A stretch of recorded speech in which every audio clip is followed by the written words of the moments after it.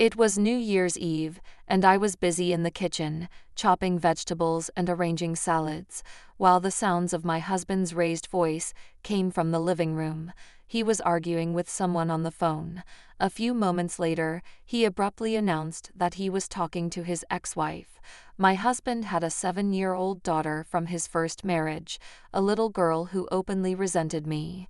She often refused to talk to me or completely ignored me during family dinners. At times, she threw tantrums, accusing me of stealing her father away from her, and making snide remarks about how I didn't belong in their family. Her cold stare and harsh words were a constant reminder of the emotional divide between us. In her eyes, I was the reason her family had fallen apart, though that couldn't be further from the truth. "I'll have to spend New Year's Eve with my daughter," he stated without looking away from the phone.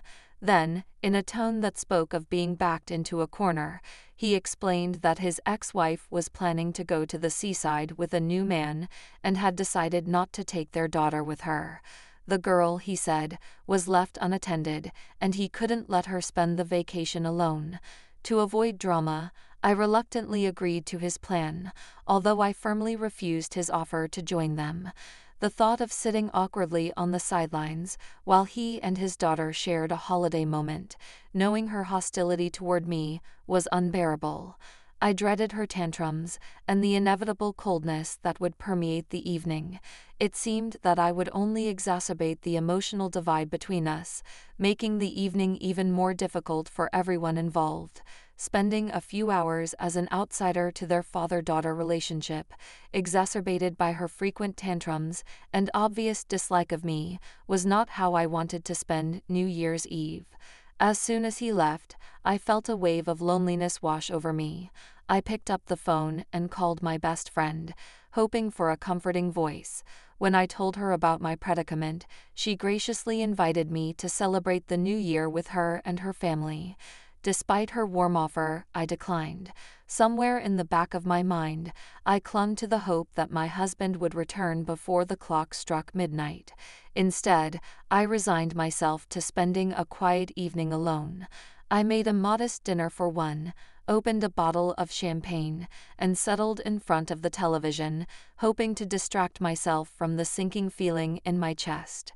The clock was ticking, and as New Year's Eve approached, I flipped aimlessly through the channels. A little over an hour before midnight, the doorbell rang. My heart jumped in anticipation. Could it really be my husband? Had he decided to come home after all? I rushed to the door, but instead of my husband, a stranger stood before me. "I'm your neighbor," he said, smiling awkwardly. "You wouldn't happen to have a key to the switchboard, would you? It's New Year's Eve and we have a blown fuse." I smiled back and invited him in while I looked for a key, though I quickly realized I didn't have one. "We just recently moved in," I explained apologetically. He looked back at me, his curiosity piqued. "Are you alone?" he asked. I hesitated, but then nodded, briefly explaining my situation. He politely apologized for disturbing me and left. I returned to my seat on the couch, but my solitude didn't last long. About 15 minutes later, the doorbell rang again. This time I opened the door and saw the same man with a bottle of champagne in his hands. "I managed to fix the lights," he announced with a cheerful grin, "and since I have a lot of guests at my house, I thought I'd stop by and celebrate with you."